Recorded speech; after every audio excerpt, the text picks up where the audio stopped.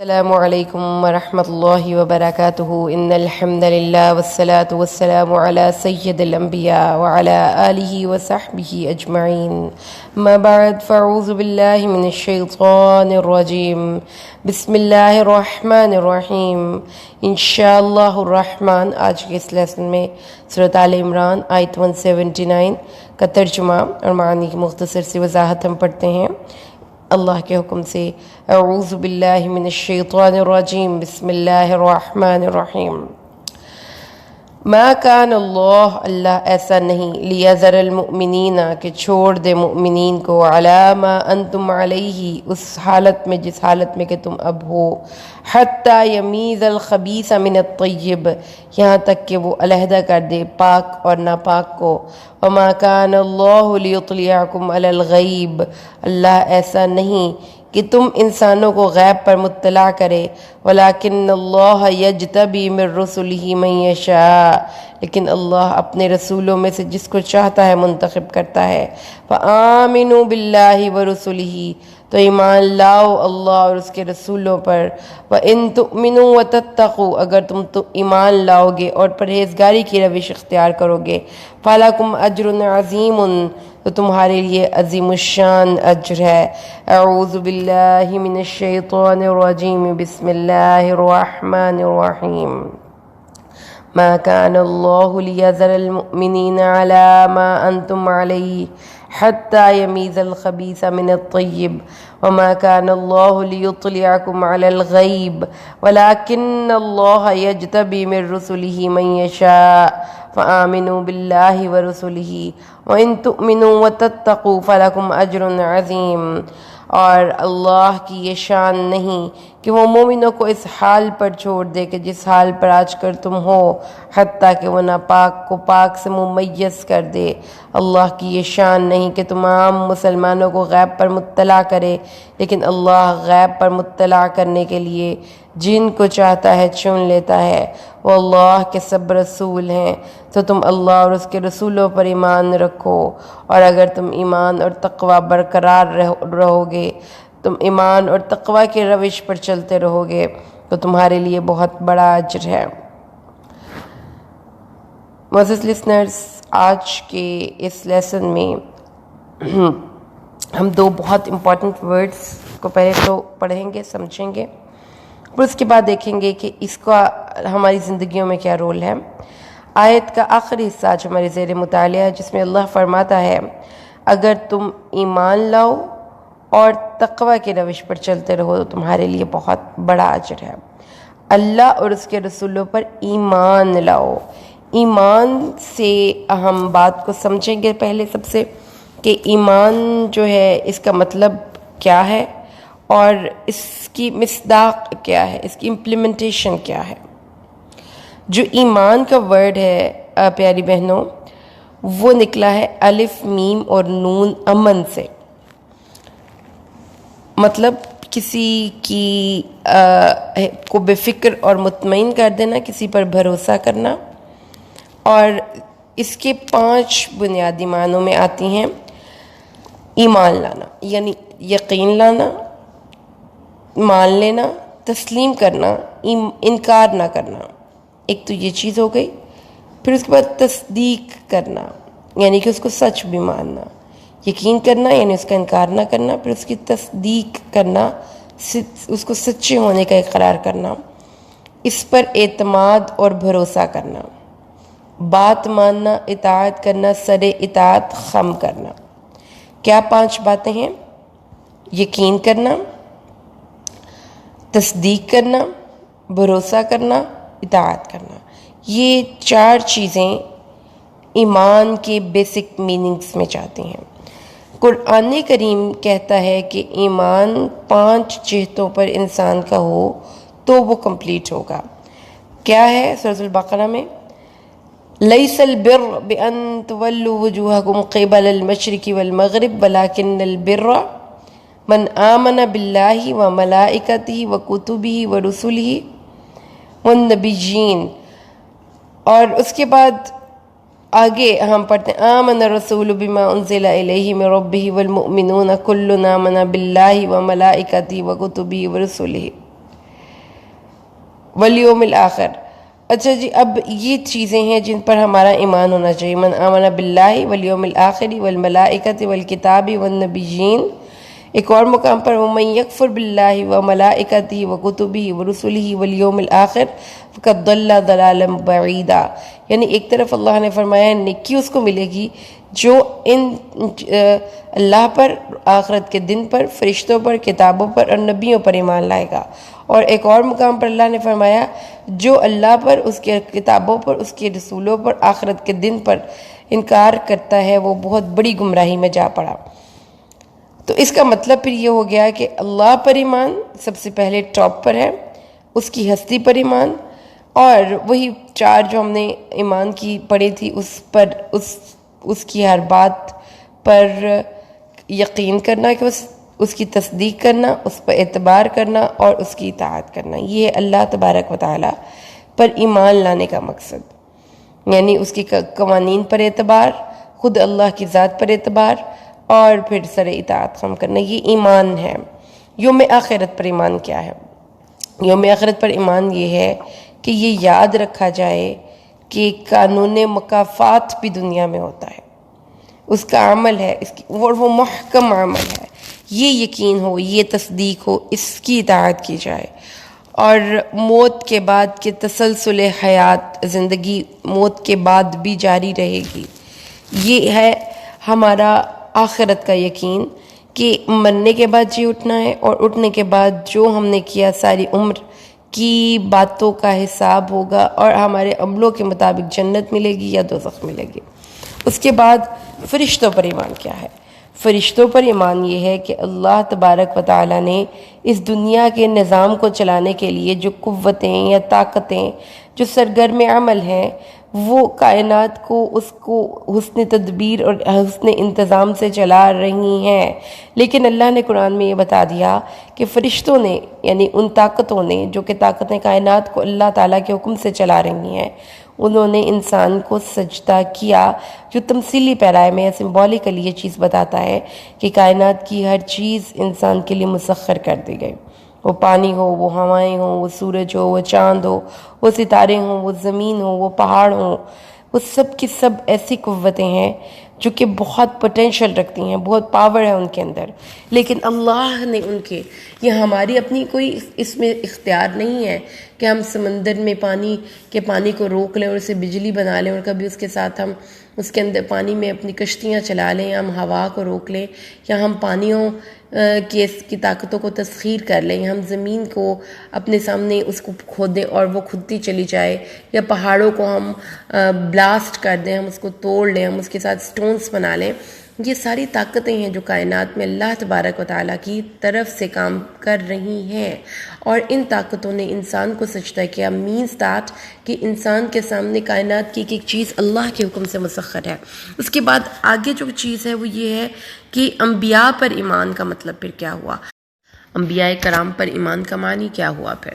یعنی ہم نے یہ دیکھا کہ اللہ پر ایمان، وہ ایک ہستی جس نے پوری کائنات کو بنایا. اس کے بعد اس کے فرشتوں پر ایمان، اس کے روز آخرت پر ایمان. یہ چیزیں ہمیں زیادہ پروڈکٹیو کرتی ہیں، زیادہ ہم گرو کر سکتے ہیں، زیادہ امپروو کر سکتے ہیں.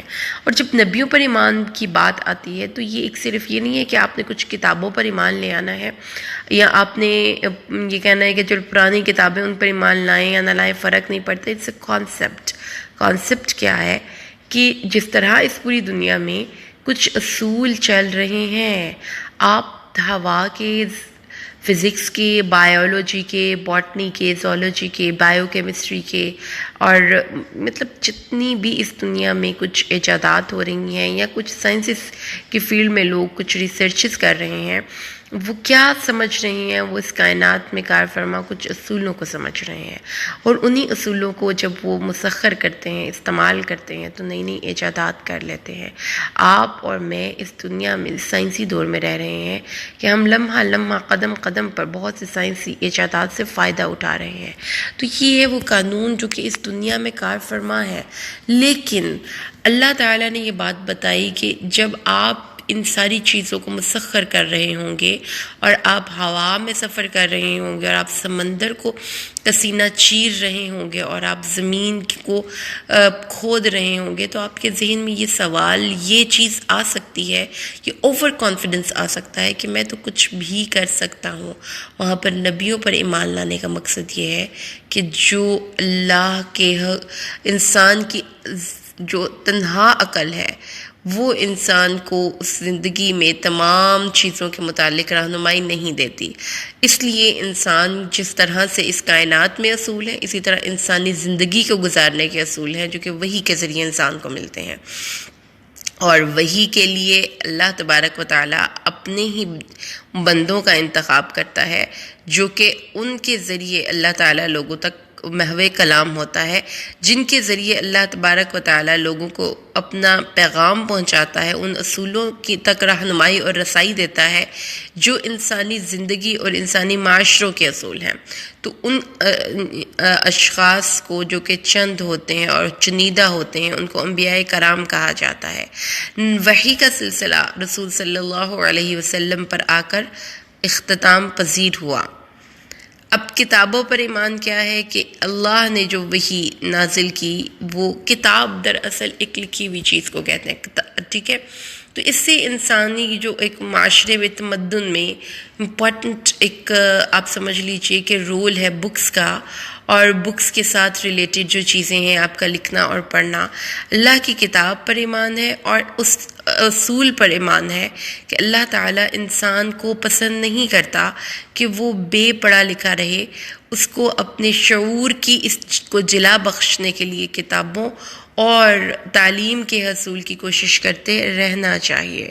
یہ اصول ہیں۔ اگر ہم ان کو ڈیٹیل میں ایمان کے شقوں کو پڑھتے ہیں تو ہمیں یہ سمجھ میں آتی ہے کہ ہر انسان جو بھی اس دنیا میں ہے، جن کو اللہ یا ایھا الذین آمنوا کہہ کر پکارتا ہے، یہ وہ لوگ ہیں جو یقین اور اطمینان کے ساتھ، بے خوفی کے ساتھ، کائنات کی ہر چیز کے ساتھ میں ہم آہنگی کے ساتھ زندگی گزارتے ہیں، اور ان کی اپنی زندگیاں بھی شتر بے مہار کی طرح بے مقصد ادھر ادھر گول گول نہیں گھومتی۔ وہ اللہ کے اصولوں اور اس کی وحی کے مطابق ان ہدایات کی روشنی میں زندگی بسر کرتے ہیں جو اللہ نے آسمان سے نازل کی۔ وہ اپنی ذات کی گرومنگ کی ہر وقت کوشش کرتے ہیں۔ تو اللہ تعالیٰ نے فرمایا ہے ایمان لاؤ اللہ اور اس کے رسولوں پر۔ یہ چیز ذہن میں رکھو کہ you are not the smart one who know ایوری تھنگ۔ تمہیں اللہ کی طرف سے ملنے والی وحی کا انتظار کرنا چاہیے، اور جب تمہیں پتہ چل جائے کہ وہ ہدایات کون سی ہیں جن ہدایات کی روشنی میں ہم اس مالک کل کائنات تک رسائی پا سکتے ہیں، یا یہ کہ ہم اس کو راضی کر سکتے ہیں، تو پھر اس سے اگلا ورژن کیا آتا ہے؟ ایمان کے ساتھ تقوی، واو قاف یا، اس کا روٹ ہے واو قاف اور یا، وقایا۔ اس کو کہتے ہیں کسی چیز کی حفاظت کرنا، نگرانی اور نگہداشت کرنا، اور اس کو تکلیف دہ ہونے سے بچا لینا، سنبھال کر زندگی بسر کرنا، احتیاط اور محفوظ رہ کر زندگی بسر کرنا، یعنی یہ کہ اپنے آپ کو مکمل طور پر اللہ تبارک و تعالیٰ کے سامنے جھکا دیا جائے، کیونکہ تقوی کے مقابلے میں عدوان کا لفظ آیا ہے، سرکشی کا لفظ آیا ہے۔ تو یہ بات ہمیں سمجھ لینی چاہیے۔ اللہ تبارک و تعالیٰ نے فرمایا ہے کہ تم لوگوں کی کوالٹی، کیریکٹر میں دو ویری امپورٹنٹ کوالٹیز کیا ہیں کہ تم لوگوں نے تموتن الا وانتم مسلمون، جب تم اس وقت تک تمہیں موت نہ آئے جب تک کہ تمہارے اندر یہ تقوی، یہ اسلام، یہ سر اطاعت خم کرنا، یہ اللہ کے حکموں کے سامنے اس کمانڈ کے آگے یس باس کرنا اور کوئی سوال نہ کرنا، اور پھر اس کے بعد اپنی پوری زندگی میں گارڈ فل رہنا، کیئرفل رہنا، یہ جب تم کرو گے وَإِن تُؤْمِنُوا وَتَتَّقُوا فَلَكُمْ أَجْرٌ عَظِيمٌ، تو پھر تمہارے لیے بہترین اجر ہے۔ یعنی ڈس انٹیگریشن نہیں ہونی چاہیے مسلمانوں کی جماعت کے ساتھ، خود اللہ کے قوانین کے ساتھ، اس کو منتکس، اس کو چمٹ جانا ہے، اعتصام کرنا ہے، رک جانا ہے، ٹھہر جانا ہے، انٹیگریشن ہونی ہے۔ اللہ تبارک و تعالیٰ نے انسانی پرسنالٹی میں میری پیاری بہنوں ہر 200 صلاحیتیں رکھی ہیں۔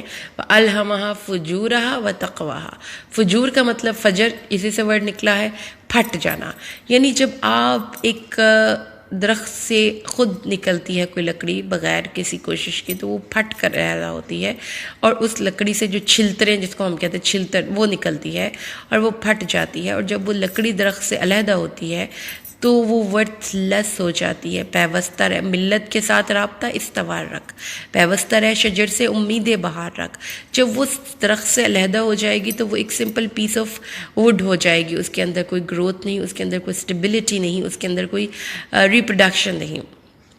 تو یہی حال اس شخص کا ہے جو اس راستے سے ہٹ جائے، جس راستے کو اللہ نے راستہ تقوی اور وقایا کا راستہ کہا ہے، جس راستے کو اللہ نے ایمان اور عمل اور سلامتی کا راستہ کہا ہے، اس راستے کو چھوڑ دیا، ٹھیک ہے، اور مرضی سے زندگی گزاری، کوئی انسٹرکشنز کو فالو نہیں کیا۔ اب دیکھیں، ایک چھوٹی سی میں آپ کو مثال سے بات کو سمجھاتی ہوں۔ آپ ایک دفعہ جا کر اپنی اسٹور روم میں جا کر نوٹ کریں گے کہ وہ چیزیں اس اسٹور میں ردی بنا کر، نکارہ بنا کر، بے وقت بنا کر کون سی چیزیں ہم نے پھینکی ہوئی ہیں؟ وہ چیزیں جو کہ آپ کی ہدایات کے عین مطابق عمل کرتے ہیں، یا وہ چیزیں جو کہ آپ کی ہدایات سے ہٹ کر عمل کرتے ہیں؟ سمپل، ایک موبائل فون ہے، آپ اس کو ٹچ کرتے ہیں، وہ آپ کے مطابق ٹچ نہیں ہوتا۔ آپ کوئی اوپن کرتے ہیں، کوئی چیز، کوئی ایپ اوپن کرنی چاہتے ہیں، وہ اوپن نہیں ہوتی، تو آپ کیا کہتے ہیں؟ موبائل فون کی ظاہری شکل دیکھ کر کے یہ بہت خوبصورت ہے، یہ بہت پیارا بنا ہوا ہے، تو اس کو ہم رکھ لیں، کوئی بات نہیں، ہم کہتے ہیں تو خراب ہو گیا، اس کو پھینکو بھائی، اس کی جگہ کسی اور کو رکھو۔ کیوں؟ کیونکہ یہ موبائل میری ہدایات پر عمل نہیں کر رہا، ٹھیک ہے؟ آپ کسی بھی حوالے سے اس کائنات میں ایک چیز کو دیکھ لیں، ہر چیز جس کو اللہ نے آپ کے مسخر کیا، وہ چیز آپ کی ہدایات کے مطابق عمل کرتی ہے۔ جب کوئی چیز ہدایات سے ہٹ کر عمل کرتی ہے تو وہ بیکار ہو جاتی ہے۔ تو تقویٰ کیا ہے؟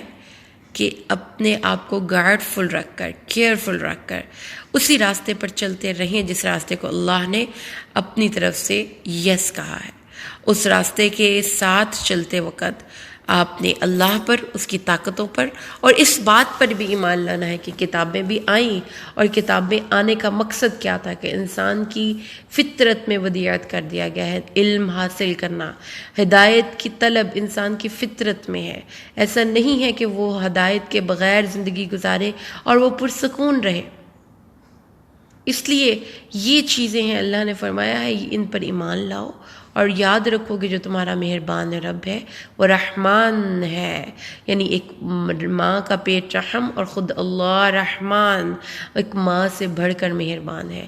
لہٰذا وہ ہاتھ پکڑ کر، جیسے ایک ماں لکھنا سکھاتی ہے نا بچے کو، اسی طرح اللہ ہاتھ پکڑ کر ہدایت کے راستے پر لے کر جاتا ہے، اور بار بار کتابیں بھیجتا ہے، بار بار ریمائنڈرز بھیجتا ہے۔ ان تؤمنوا وتتقوا فلکم اجر عظیم، تو تمہارے لیے تمہاری کوششوں کا اجرت ملے گی، تمہیں ریوارڈ ملے گا، اس چیز کی فکر نہ کرو، وہ عظیم الشان اجرت ملے گی، تم خوش ہو جاؤ گے، تمہارا دل مطمئن ہو جائے گا۔ لیکن پیاری بہنوں، اس کے لیے ضروری ہے کہ ہمیں اپنے پارٹ پر کام کیا کریں۔ اگر ہم اس راستے کو چھوڑ دیتے ہیں جو راستہ اللہ نے ہمارے لیے منتخب کیا، ہم ڈس انٹیگریٹ کر لیتے ہیں، ہم اللہ کے راستے کو چھوڑ دیتے ہیں، تو پھر کیا ہوتا ہے؟ ہماری ڈیولپمنٹ خود کی رکتی ہے، ہم خود امپروو ہونا چھوڑتے ہیں، ہم خود زندگی میں پروڈکٹیو نہیں رہتے۔ اس بات کو سمجھ لیجئے، پروڈکشن کیا ہے، پروڈکٹیو ہونا کیا ہے، امپروومنٹ کیا ہے، کہ آپ کی ذات کسی کے لیے فائدہ مند ہو، آپ اس مقصد تخلیق کو پہچان لیں جس کے لیے آپ کو بنایا گیا، آپ کو اللہ کی ذات سے ایک واقفیت ہو، اور آپ اس عظیم الشان ہستی کے ساتھ انٹیگریٹ ہو جائیں، اس کے ساتھ جڑ جائیں، اس سے ڈس انٹیگریشن نہ ہو، اس سے دوری نہ ہو، کیونکہ سب بجلی، دیکھیں جب آپ ایک ٹرانسفارمر سے رابطے میں رہتے ہیں تو ہی بجلی آپ کے گھروں میں آتی ہے۔ جب رابطے ٹوٹ جاتے ہیں، ڈس انٹیگریشن ہو جاتی ہے، راستے خراب ہو جاتے ہیں، جب بجلی کی تاریں جڑی نہیں رہتی تو پھر روشنیاں بھی نہیں ہوتی ہیں۔ اس لیے یہ ہے وہ اجر کہ اس عظیم الشان ٹرانسفارمر سے، اس نور سے، اس چراغ سے خود کو جوڑ لیں، اور پھر زندگی میں نور آئے گا، پھر زندگی میں روشنی آئے گی، پھر وہ اجر عظیم ملے گا۔ لیکن اگر آپ سمجھیں کہ مجھے عقل زیادہ ہے، اس کتاب سے بڑھ کر میں اپنے آپ کو عقل مند سمجھتی ہوں، میں سمجھتی ہوں کہ ہدایات کے لیے مجھے ضرورت نہیں ہے، اس وحی الہی سے آنے والی اللہ کی رحمت کی دلیل اس کتاب کی، تو پھر آپ انٹیگریٹ نہیں کر رہے، آپ ڈس انٹیگریٹ کر رہے ہیں، تقویٰ نہیں کر رہے، آپ فجور کر رہے ہیں، پٹ کر علیحدہ ہو رہے ہیں، پھر نہیں آپ کو مل سکتی ہدایت، کیونکہ ہدایت طالب ہدایت کو ملتی ہے، ہدایت کا نور اسی دل میں اترتا ہے جو اس کی طلب اور تمنا کرتا ہے۔ تو آئیے آج اس آیت کو کمپلیٹ کر کے اینڈ کرتے ہیں۔ 179 آیت میں اللہ نے فرمایا، اللہ ایسا نہیں تھا کہ مومنوں اور کافروں کو سیم رہنے دے جس حالت میں کہ تم اب ہو، حتیٰ کہ وہ ممیز کر دے طیب کو اور خبیث کو۔ اللہ نے فرمایا کہ جو ناپاک لوگ ہیں وہ مسلمانوں کے صفوں میں شامل ہونے کے اہل ہی نہیں، لہٰذا اللہ نے ان کو چھانٹ کر علیحدہ کر دیا، وہ ویسے ہی ردی ہیں کیونکہ ان کے اندر کوئی تقویٰ نہیں، ان کے اندر کوئی ایمان نہیں۔ تو آپ یہ وہی مثال ہے کہ خوبصورت موبائل فون، خوبصورت ٹیلی ویژن سیٹ، خوبصورت واشنگ مشینیں سب اسٹور روم میں اور وہاں سے ردی میں چلی جاتی ہیں جب وہ آپ کی انسٹرکشنز کے مطابق عمل نہیں کرتی۔ تو اللہ نے فرمایا یہ ردی لوگ ہیں، یہ ناکارہ لوگ ہیں، یہ مسلمانوں کی صفوں سے نکل جائیں، ہمیں ان کو اپنے ساتھ رکھنا ہی نہیں۔ اللہ تعالیٰ اگر آپ یہ کہتے ہو کہ نبی صلی اللہ علیہ وسلم نے ہمیں کیوں نہیں بتایا، تو ان کو بتاؤ، رسول کے پاس غیب نہیں تھا، اس نے تو ظاہری حالات کے مطابق فیصلے کرنے تھے، اللہ کو پتا تھا کہ یہ جنگ کا آؤٹ کم کیا نکلے گا۔ کیونکہ جس بندے کے پاس تقویٰ نہیں، جس کے پاس ایمان نہیں، وہ بندہ تو ردی ہے، اس ردی بندے کو اٹھا کر ہم نے ردی کی ٹوکری میں ہی پھینکنا تھا۔ لیکن اس ردی اور اس طیب اور خبیث ان دونوں کے درمیان فرق کیسے ہوتا ہے؟ اس لیے یہ جنگ ہوئی۔ اس لیے میری پیاری بہنوں، ہمیشہ چوائس اچھی کریں، اس راستے پر چلتے رہنے کو چوز کریں جو راستہ تقویٰ کا اور ایمان کا راستہ ہے۔ اللہ سے دعا کرتے ہیں اللہ ہمیں قرآن کی سمجھ نصیب فرمائے اور اس کی برکات ہماری زندگیوں میں داخل فرمائے، آمین۔ بارک اللہ لی ولکم فی القرآن الحکیم ونفعنی وإیاکم بالآیات والذکر الحکیم۔ السلام علیکم ورحمۃ اللہ وبرکاتہ۔